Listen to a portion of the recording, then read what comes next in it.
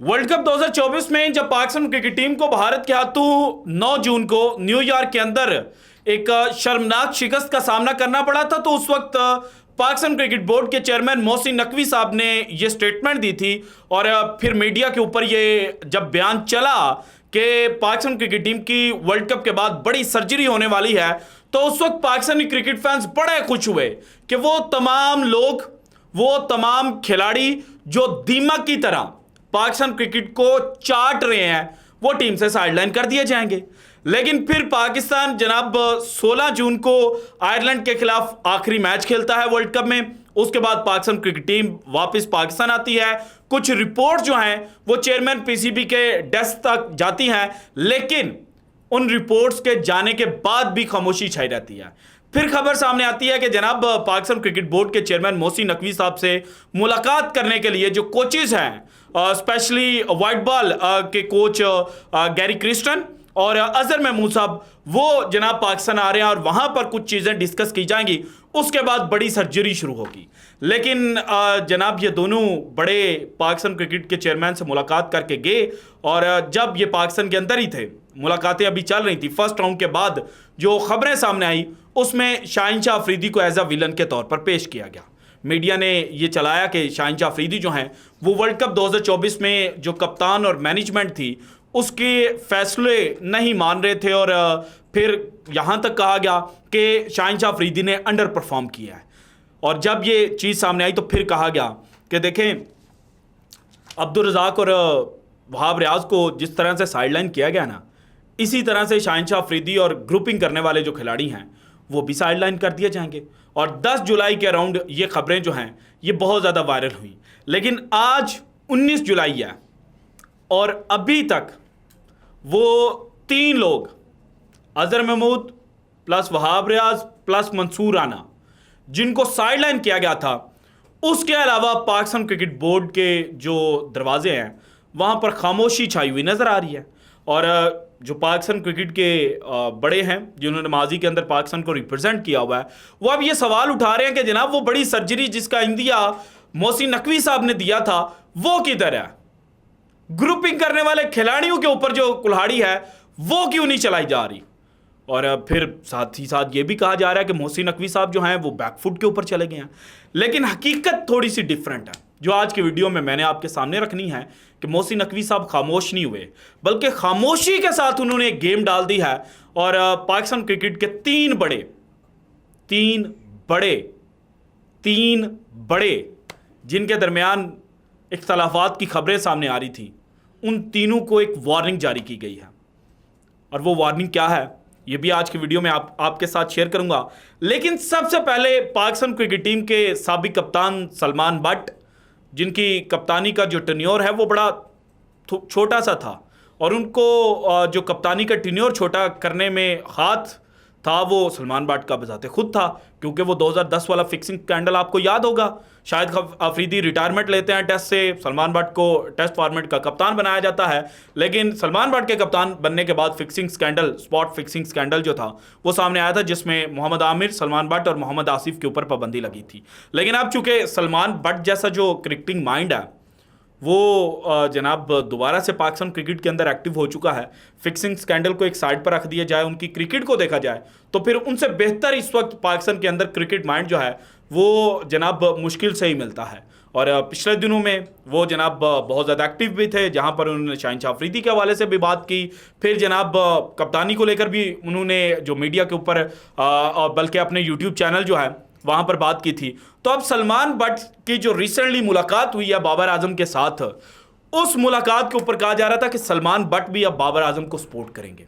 वो गनी इंस्टीट्यूट का जो ग्राउंड है वहाँ पर मुलाकात हुई ना, आपको याद होगा, वो बाबर आजम मिले थे और फिर कुछ लोगों ने कहा कि जनाब सलमान बट को बाबर आजम कहेंगे कि भाईजान मेरे तो ज़रा हौलात रखो, तो मैनू ज़रा सपोर्ट करो, मैं तो लौरी भरा हाँ।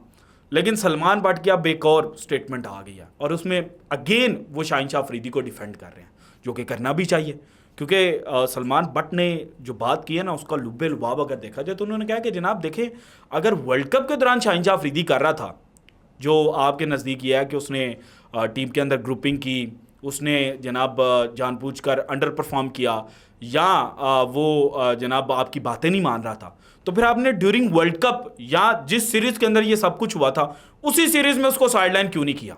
आपने उसको बेंच के ऊपर क्यों नहीं बिठाया सजा के तौर पे? आप तो उसको सारे मैचेस खिलाते गए। तो ये जनाब जब आप वर्ल्ड कप हार गए तो उसके बाद आकर ये कहना कि शाहीन शाह अफरीदी हमारी बात नहीं मानता था, ये तो कोई भी कर सकता है। आपको इतने ज़्यादा पैसे और इतनी जनाब जो बड़ी पेमेंट्स हैं वो पाकिस्तान क्रिकेट क्यों कर रहा है? आपके अंदर अगर लीडरशिप क्वालिटी थी तो आपने उसी वक्त जनाब शाहीन शाह अफरीदी जो हैं उनको साइडलाइन करना था, ताकि पूरी दुनिया को पता चलता कि अगर जनाब डिसिप्लिन के ऊपर कोई जनाब खिलाफ वर्जी करेगा खिलाड़ी, चाहे वो जितना मर्जी बड़ा नाम है, उसको टीम से साइडलाइन कर दिया जाएगा। किसी को पता भी नहीं चलने दिया जाएगा कि आखिर हुआ क्या है, शाहीन शाह अफरीदी को क्यों बेंच के ऊपर बिठाया गया, लेकिन हम जनाब उसको सजा जो है वो दे देंगे। सो ये सलमान भट्ट साहब ने किया। इसके बाद पाकिस्तान क्रिकेट की बड़ी सर्जी, बल्कि उससे भी पहले सुन लें, नसीम शाह के साथ एक ज्यादती की जा रही है और अब ये बताया जा रहा है कि पाकिस्तान क्रिकेट बोर्ड ने एक फार्मूला सेट किया और वो फार्मूला ये है कि हमने जो पाकिस्तान क्रिकेट के अंदर लड़ाइयाँ करने वाले थे ना, उनको NOCs नहीं देने, डिफरेंट रीजंस करार देकर NOC रोक देने हैं। अब उसमें जनाब बाबर आजम, मोहम्मद रिजवान, शाहीन शाह अफरीदी, इन्होंने कनाडा की ग्लोबल T20 लीग खेलनी थी। अब रीज़न इसके ऊपर यह दी जा रही है कि देखें 2 वजह से NOC नहीं दी जा रही। नंबर 1 ये है कि जो ग्लोबल T20 लीग है, उन्होंने कनाडा की जो क्रिकेट बोर्ड है उसके कुछ जनाब पैसे थे वो अदा नहीं किए, तो ICC उसको अप्रूवल नहीं दे रहा। अब चूंकि ICC अप्रूवल नहीं दे रहा तो पाकिस्तान क्रिकेट बोर्ड अपने इतने बड़े खिलाड़ी जो हैं उनको उस लीग के लिए NOC क्यों दे। दूसरी रीज़न ये करार दी जा रही है कि एक फ्रेंचाइज है जिसके ऑनर्स का ताल्लुक इंडिया से है और वो फिक्सिंग के अंदर मुलविस थे। सो जनाब कहीं पाकिस्तान के खिलाड़ी वहाँ पर जाएं और कोई दूसरी कंट्रोवर्सी क्रिएट ना हो जाए, इस वजह से भी जो है NOC है वो रोका जा रहा है।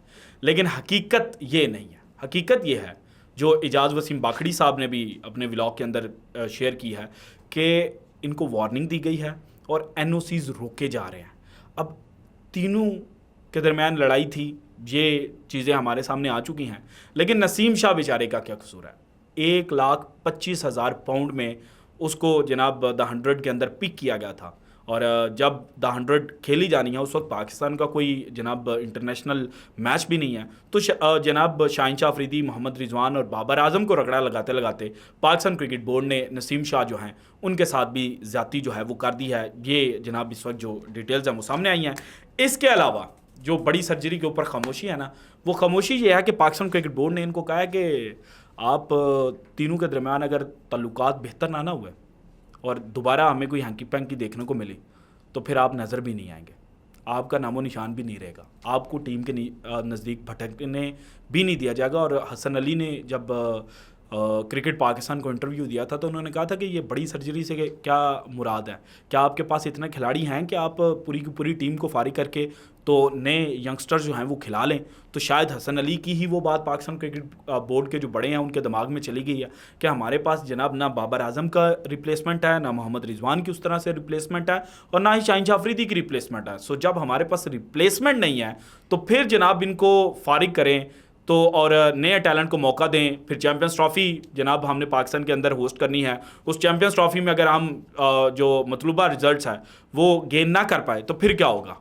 अगेन जनाब जो आवाम है वो हम पे सवालिया नज़रों की से देखेगी और सवाल उठाएगी। तो इसलिए बेहतर यह है कि इन तीनों को वार्निंग दी जाए और लास्ट वार्निंग इजाज़ वसीम बाखड़ी साहब के मुताबिक ये करार दी गई है और इसके बाद अगर कोई हैंकी पैंकी देखने को मिली तो फिर जनाब इनको फारिग कर दिया जाएगा। So this is it from today's episode. अगर आपको वीडियो पसंद है तो लाइक कीजिएगा, ज़्यादा से ज़्यादा शेयर कीजिएगा, अपनी कीमती राय का इज़हार लाजमी कीजिएगा और अगर आपने अब तक चैनल को सब्सक्राइब नहीं किया तो कर दें। शुक्रिया, अल्लाह हाफिज़।